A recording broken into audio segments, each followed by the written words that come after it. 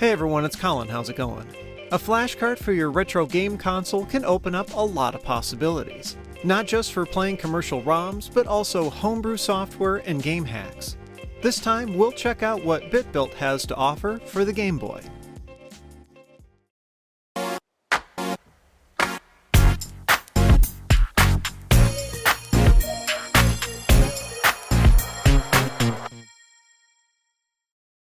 BitBuilt has 4 models of Flashcarts available, which they sent me to review. The big differences are the capacity and the features offered.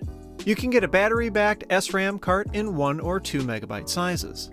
There's also a 2 meg model with flash for game saves instead of SRAM. And finally, BitBuilt offers a 2 meg unit that uses SRAM but includes a real-time clock for games that need it, like some of the Pokemon titles.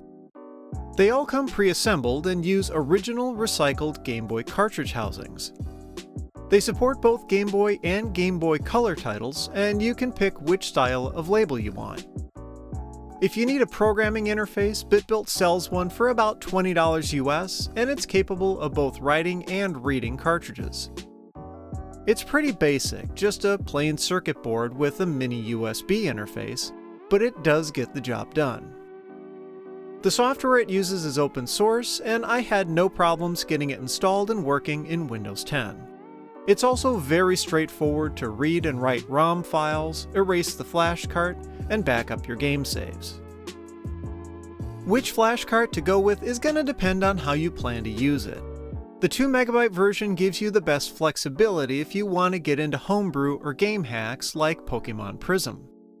The flash memory option alleviates any worries about game saves disappearing if the battery dies, but if you have the programmer, you can always back them up.